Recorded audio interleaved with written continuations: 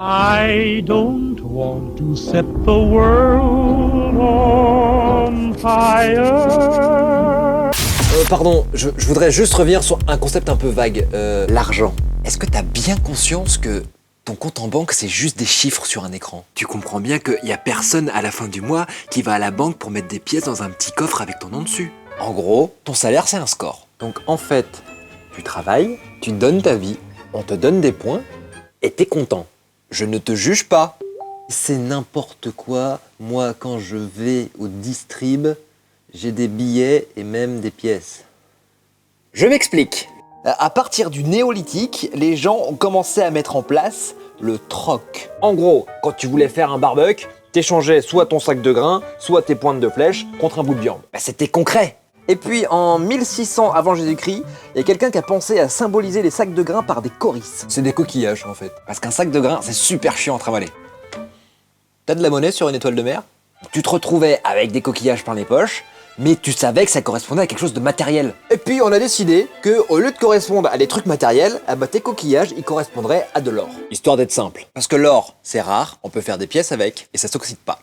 Non mais on s'en fout, c'est pareil maintenant. Moi, je peux acheter des trucs avec mon argent PTDR.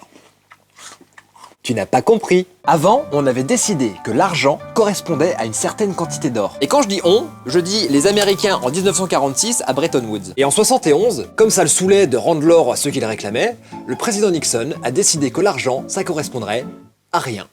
C'est juste des chiffres. Donc ton pognon, il correspond à rien. Et toi, t'en veux plus. C'est normal d'en vouloir plus. L'économie, c'est réel, bouffon. Je recommence pour toi. L'économie, c'est virtuel. C'est tellement virtuel que l'annulation de la dette d'un pays, elle peut dépendre juste d'une décision collective. Comme les bolcheviks, avec Lénine, en 1917, qui décide d'annuler la dette de la Russie. Le peuple russe ne paiera sous aucun prétexte les emprunts contractés par le gouvernement tsariste pendant l'époque des luttes contre le peuple. C'est bon, vous nous avez saoulés. Et c'est réglé. Bon, je passe sur la Grèce parce que c'est trop déprimant. Autre exemple, François Hollande, en 2015, qui décide d'annuler la dette d'Haïti. Peuple d'Haïti, on dirait que en fait, c'est bon, t'es plus pauvre. Et c'est bon, c'est réglé. Et ce qui est drôle, c'est qu'une grosse partie de la dette venait du fait qu'ils ont dû racheter leur liberté à la France pour arrêter d'être des esclaves. Bah si, c'est drôle. En fait, c'est tellement n'importe quoi que tu peux décider toi-même d'inventer ton pognon. Selon la loi, tu te trouves des gens qui sont OK, tu te définis une charte, tu te définis un cadre légal, comme tu veux, et tu te trouves un fonctionnement pour ta monnaie. Et c'est bon, t'as ta monnaie locale. Par exemple, tu peux décider de payer en chaise. Comment tu fais quand tu veux acheter une chaise du coup? Bref, aujourd'hui l'argent, c'est juste une convention sociale, un peu comme la bise. Du coup, techniquement, on pourrait juste décider d'arrêter d'être pauvre en fait. Et tout le monde s'en fout. So, bongo, bongo, bongo, I don't wanna leave the Congo, oh, no, no, no, no, no. Merci. Est-ce que je peux vous payer en liquide?